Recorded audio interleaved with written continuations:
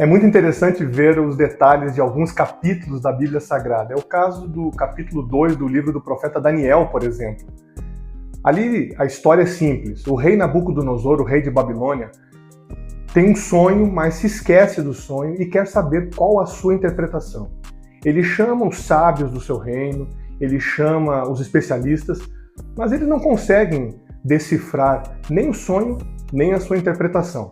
Finalmente, é introduzida à presença do rei o profeta Daniel, um jovem exilado vindo de Judá, que recebe a ordem para saber qual tinha sido o sonho e qual era o seu significado.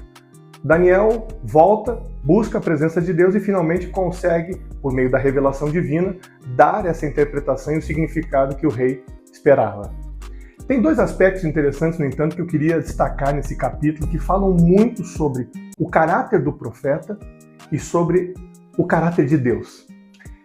Capítulo 2 de Daniel, versículos 20 e 21 diz assim: Disse Daniel, seja bendito o nome de Deus de eternidade a eternidade, porque dele é a sabedoria e o poder.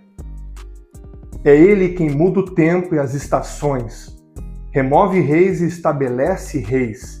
Ele dá sabedoria aos sábios e entendimento aos inteligentes. E o versículo 30, de alguma maneira, complementa essa ideia também.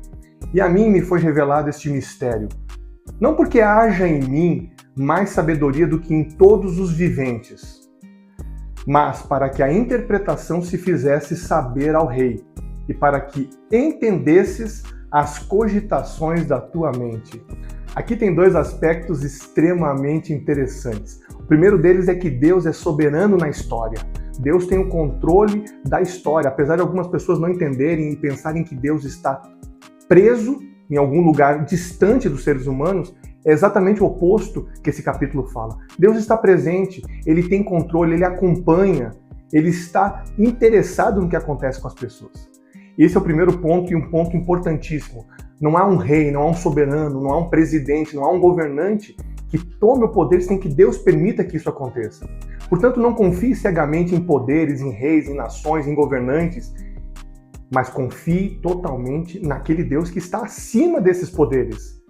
Isso é muito importante, isso é fundamental quando você pensa em soberania divina. Soberania divina significa que Deus está acima de você. Não é você que é o centro do mundo, não são as suas vontades que têm que predominar na relação com Deus, mas é Deus que precisa ser o centro da sua adoração, da sua vida, da sua devoção.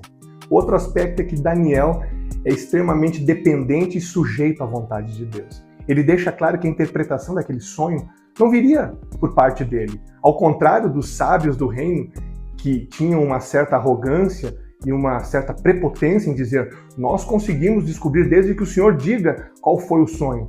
Daniel faz exatamente o contrário. Daniel depende de Deus, busca a presença de Deus e se submete a Deus para que Deus, então, da maneira propícia, no tempo certo, desse qual foi o sonho e a sua devida e respectiva interpretação. Daniel dependia de Deus, não dependia dos seus próprios esforços.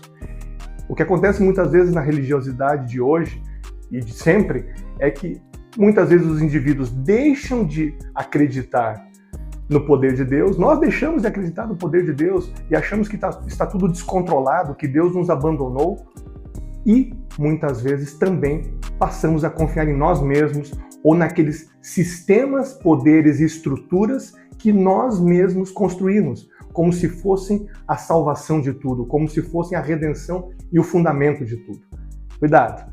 Deus é o fundamento, Deus está no controle da história. Ele remove reis, estabelece reis. Ele está acima dos seres humanos. Ele é que dá a interpretação dos sonhos, a revelação. E isso sempre de acordo com a sua vontade. Também não podemos falar em profetismo ou pessoas que se dizem receptáculos das bênçãos de Deus ou das revelações de Deus, mas na verdade inventam ideias e histórias para se promover, porque estão mais preocupados em mostrar que são poderosos do que, na verdade, dar o devido crédito a Deus. Que Deus te dê discernimento a mim. Deus nos abençoe.